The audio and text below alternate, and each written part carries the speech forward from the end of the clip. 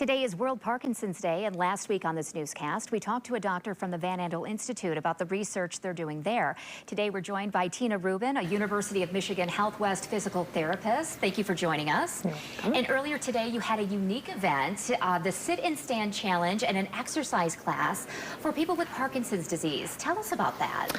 Yes, so I am with Mary Freebed, contracted at University of Michigan Health West.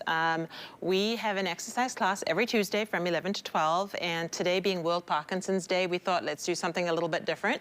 So we did a sit to stand challenge, and we had people do as many sit to stands as they could do in that time. Sit to stand is one of the most difficult things for people with Parkinson's to do, and it's a good exercise. So when people say, I can't run, I can't walk, you can stand up. It's something we do all the time. Yes, but it can be a challenge for people with Parkinson's. But this is definitely functional exercise right here. Explain the benefits of this movement for people who are dealing with Parkinson's disease. So exercise is medicine, is what we tell our patients. Anything that you can do to get a burst of dopamine going, which is what is lacking with people with Parkinson's.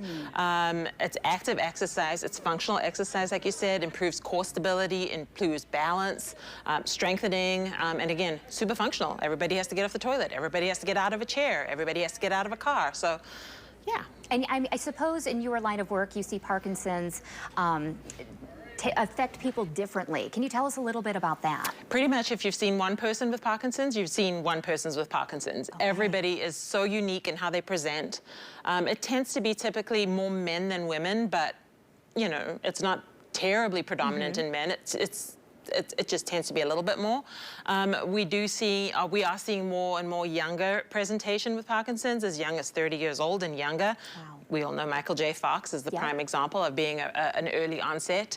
As people are getting better and better at diagnosing, we're seeing more and more of it. And again, the sooner that you get diagnosed and get some medications, save some neurons and save some brain, and get into a routine exercise program that can really help benefit and prevent some of the things that we know that Parkinson's can cause. When we talk about movement as medicine, I can assume that there are a lot of loved ones of people with Parkinson's who are seeing them struggle and they want to help them in this exercise movement. Is there a place for them in what you do? Sure.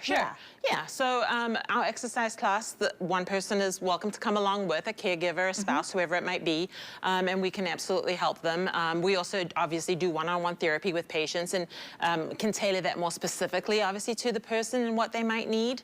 The idea is that the caregiver does as little as possible to keep that person as independent as possible, but there obviously are some things that are just like not worth the battle. So those things you potentially could help. Maybe it's the shoes and socks and everything else they can do, or maybe it's putting in the earrings because the tremor is too bad, or, you know, pick your battles. Yeah, and the support is always nice. Yeah. Tina Rubin, go ahead. We run a support group too. Good to know. Good to know. Thank you so much for joining us on World Parkinson's Day.